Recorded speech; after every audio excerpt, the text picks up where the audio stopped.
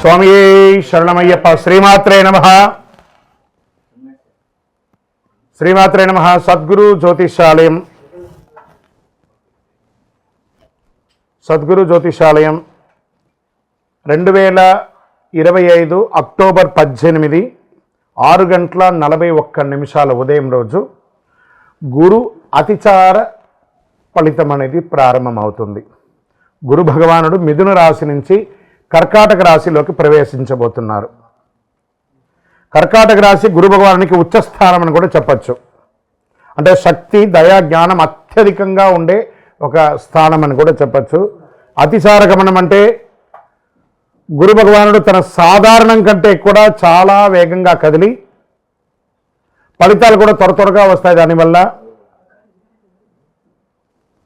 స్థిరత్వం కూడా తక్కువగా ఉంటుంది. ఈ కాలం వచ్చేసి గురు భగవానుడు 2025 అక్టోబర్ 18 నుండి 2026 ఏప్రిల్ 28 వరకు సుమారుగా 192 రోజులు, 6 నెలల 10 రోజుల పాటు ఉంటారు. తర్వాత తన యొక్క సహజ గమనానికి ప్రవేశించి ఫలితాలు స్థిరంగా ఇస్తుంటారు.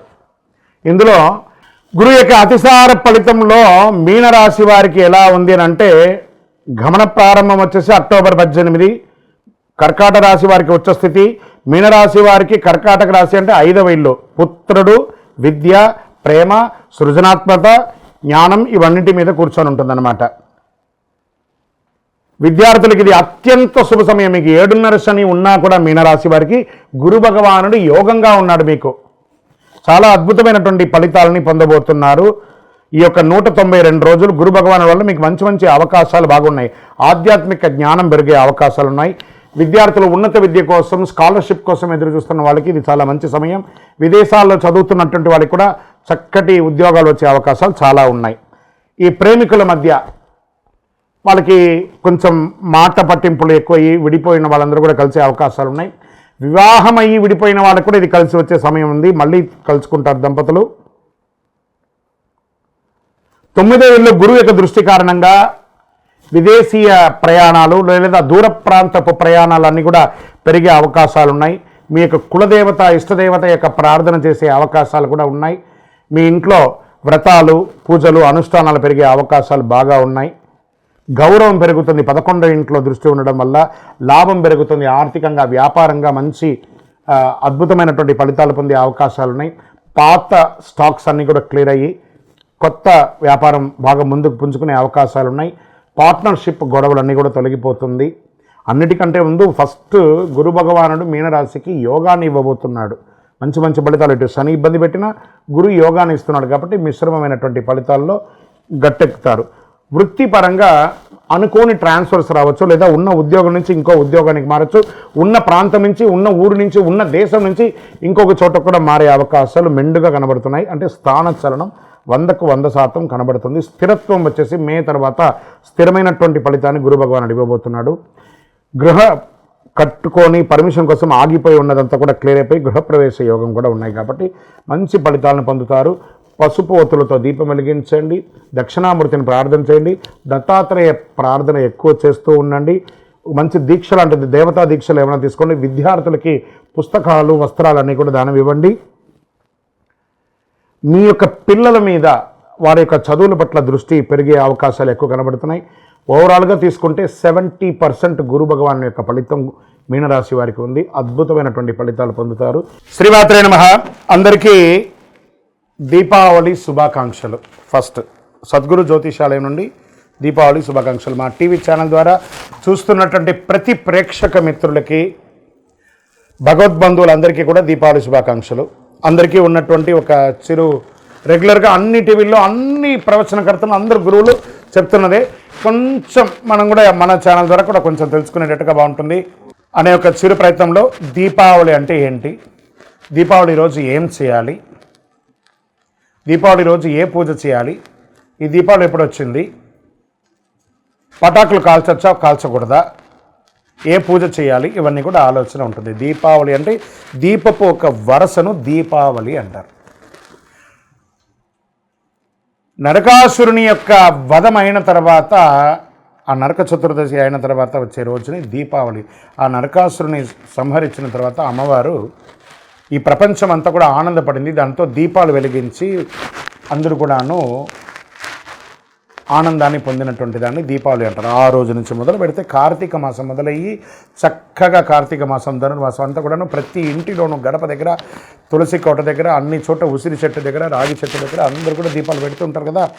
ఈ దీపాలు వరుసగా పెట్టేదాన్ని దీపావళి, దీప వరుసను దీపావళి అంటారు.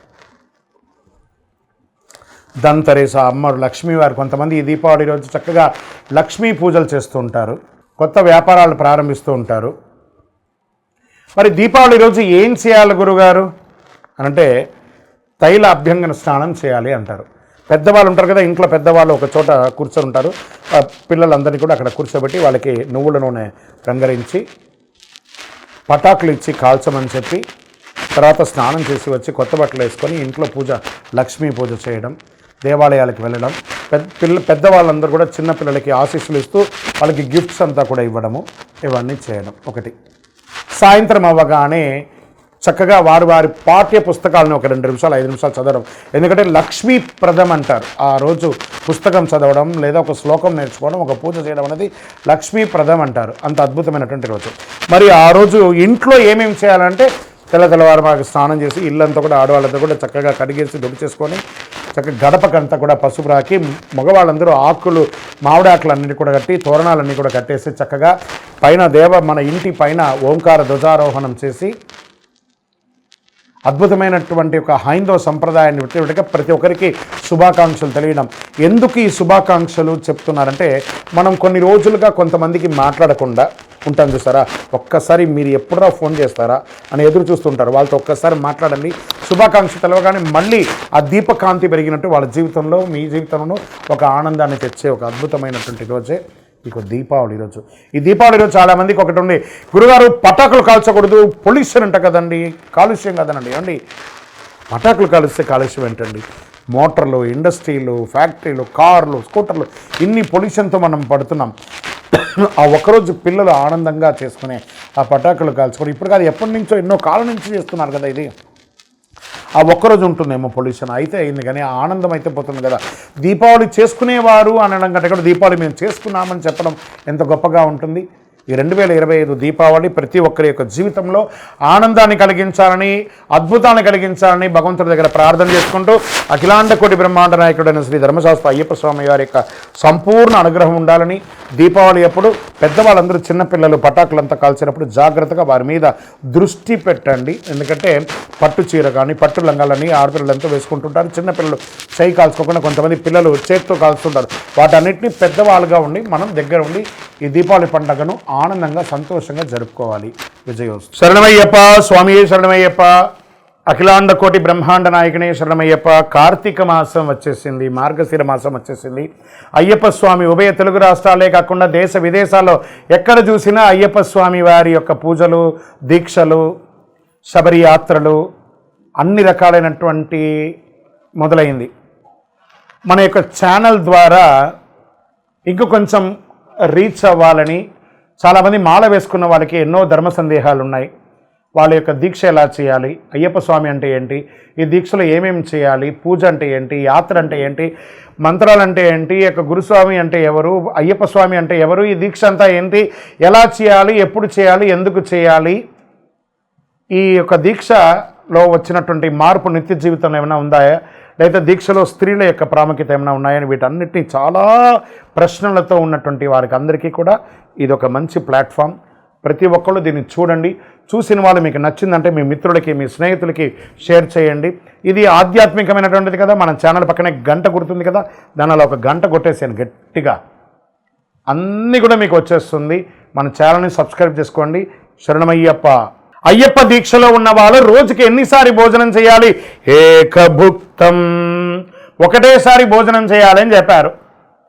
దొరికింది కదా అని చెప్పి ప్లాట్ఫామ్ వెంబడి రోడ్ల మీద నిలబడుకొని తినడాలు, ఎక్కడ పడితే అక్కడ తినడాలు, ఉదయం ఒక టిఫను, మధ్యాహ్నం భోజనం, రాత్రి భోజనము, మళ్ళీ దీక్షలో ఆయిల్ ఫుడ్స్ అన్నీ తిని ఉపయోగం లేదు. మరి దీక్ష తీసుకుని లాభమైంది. ఏకభుక్తం చేయాలి, అది కూడాను స్పైసీ లేకుండా, గార్లిక్ ఆనియన్ లేకుండా. ఏ విధమైనటువంటి రజోగుణ పూరితమైనటువంటి లేకుండా మంచి సాత్వికమైనటువంటి ఆహారాలు తినాలి. వీలుంటే సాయంత్రం పూట పండ్లు పలహారాలు మాత్రమే తీసుకోవాలి. విజయోస్తు. అయ్యప్ప స్వామి వారి చిన్ముద్రాం, మన మాలలోనే ఏం చెప్తున్నాం? జ్ఞానముద్రాం, శాస్త్రముద్రాం, గురుముద్రాం నమామ్యహం, వనముద్రాం, శుద్ధముద్రాం, చిన్ముద్రాం నమామ్యహం. చిన్ముద్ర అంటే ఇది బొటన వేలుని, ఈ వేలుని తీసుకొని ఇలా పెట్టడం వల్ల ఏమవుతుందంటే ఆరోగ్యపరమైనటువంటి ఫలితాలన్నీ కూడా ఇందులో ఉంటాయి. మనం కూడా నిత్య జీవితంలో రోజు ఒక్క ఇలా పెట్టి చూడండి, నఖశిఖ పర్యంతం మనకి నరాలన్నీ కదులుతున్నటువంటి ఒక ఫీలింగ్ ఉంటుంది. స్వామివారి దాంట్లో చిన్ముద్ర అంటే ఇదే అనమాట. దీన్నే చిన్ముద్ర అంటారు. ఈ చిన్ముద్ర అందమైనటువంటి ముద్ర. చిన్న అంటే చిన్నది, అందమైనటువంటి ముద్ర, ఆరోగ్యాన్ని ఇచ్చే ముద్ర కాబట్టి ఇది స్వామివారు ఎంచుకున్నారు ఆ చిన్ముద్రను. శరణమయ్యప్ప. ఇది మీకు విదేశాల్లో ఆలయాలు ఉండదని చెప్పడం తప్పండి. వర్జీనియా, లేకపోతే వాషింగ్టన్ డీసీ, లేకపోతే న్యూజెర్సీ, న్యూయార్క్, మన దీంట్లో అమెరికాలోనూ మంచి అతి విపరీతమైనటువంటి చలి ఉన్నటువంటి స్విట్జర్లాండ్లోనూ, ఆస్ట్రేలియాలోనూ, దేశ విదేశాల్లోనూ, కెనడాలోనూ, అన్ని దేశాల్లోనూ అయ్యప్ప స్వామి దేవాలయాలు ఉన్నాయి. ఇంకా 18 బడితో సహా ఉన్నాయండి. వనయాత్ర చేసే రకంగా కూడా ఒక 5 కిలోమీటర్ల ప్రయాణంతో పాటు ఏర్పాటు చేసినటువంటి దేవాలయాలు కూడా ఉన్నాయి. అక్కడ కూడా చాలా అద్భుతంగా మంచి చలిలో కూడా చన్నీటి స్నానం చేసి దీక్ష తీసుకొని శబరిమలకి వెళ్ళే వాళ్ళు ఉన్నారు. బ్రహ్మాండమైనటువంటి యాత్రలు చేస్తున్నారు. 41 రోజులు 48 రోజులు వ్రతం తప్పకుండా చేసి మరీ భారతదేశానికి వచ్చి ఇరుముడి ఇస్తున్నారు. రానిలేని వాళ్ళు అక్కడే వారి వారి ప్రాంతంలోనే ఇరుముడి కూడా ఇస్తున్నారు. శరణమయ్యప్ప. ఏమండి, అయ్యప్ప మాల వేసుకున్న వాళ్ళు మా ఇంట్లోనే పూజ చేసుకోవాలా లేదా బయట ఎక్కడన్నా పూజ చేసుకోవాలా? ఇది ఒక మిలియన్ ప్రశ్న. మీరు మాల వేసుకునేది ఎవరి కోసం? ఇక్కడ ఒక ప్రశ్న ఉంటుంది. మనం నమ్మిన వాళ్ళు తల్లిదండ్రులు, మనల్ని నమ్మిన వాళ్ళు భార్య పిల్లలు. మనం వీళ్ళ కోసమే మనం దీక్ష తీసుకుంటాం కాబట్టి ఎక్కడో మండపంలో వేసుకుంటాం, మేము సన్నిధానంలో చేసుకుంటే భార్య పిల్లలు ఏం కావాలి? 48 రోజులు మీరు దీక్ష తీసుకొని ఉండగా 150 కోట్ల మందిలో అయ్యప్ప స్వామి మిమ్మల్ని ఎంచుకున్నాడు. ఆ పవిత్రమైనటువంటి మాల మీ మెడ మీద పడింది. మీకు సేవ చేసుకునే భాగ్యాన్ని మీ తల్లిదండ్రులకి, మీ భార్య పిల్లలకి మీరే కదా ఇవ్వాలి. కాబట్టి ఇంట్లోనే పూజ చేసుకోవాలి. మాకు వసతులు తక్కువ ఉన్నాయండి, అబద్ధం అండి. ఈరోజు ప్రతి ఒక్కరి ఇంట్లోనూ ఎక్స్ట్రా రూమ్ ఉన్నాయి. ఆ సపరేట్గా రూమ్లో పెట్టుకొని చక్కగా పూజ చేసుకోవచ్చు. మీరు సాక్షాత్ అయ్యప్ప స్వామిగా ఉంటారు కాబట్టి ఆ ఇంటిల్లి పాలి ఆ ఇల్లు దేవాలయంగా మారిపోతుంది. చక్కగా అందరూ కూడా మీకోసం ఎదురు చూస్తుంటారు మీరు చేసే సేవకు. శరణమయ్యప్ప. లేదండి, ఏ గురుస్వామి కూడా కొత్తగా మాల వేసే వాళ్ళని ఇబ్బంది పెట్టరండి. అవన్నీ అబద్ధం. అలాంటి ప్రశ్నలే లేదండి. వాస్తవానికి గురుస్వామి దైవమే తునైప.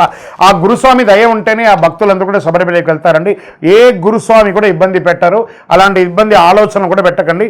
ఒకవేళ వారు ఇబ్బంది పెట్టే రకంగా మీకు అనిపించిందంటే వారితో కూర్చొని మాట్లాడండి, డిస్కస్ చేయండి ఆ గురుస్వామి దగ్గర. ఎందుకంటే గురుస్వామి లేనిదే ఈ యొక్క శబరిమల యాత్ర లేదు కాబట్టి గురు నింద చాలా మహాపాపం. గురు నింద చెయ్యకండి. శరణమయ్యప్ప. అయ్యప్ప మాల వేసుకున్న వాళ్ళు ఎన్నింటికి లేవాలి, ఎన్నిసారి స్నానం చేయాలి, ఎన్నిసారి పూజ చేసుకోవాలంటే కార్తీక మాసంలో మనం మాల వేసుకున్న ప్రతి ఒక్కరు కూడా సూర్యోదయాత్పూర్వం లేవాలి. బ్రాహ్మ్య ముహూర్తంలో లేవాలి.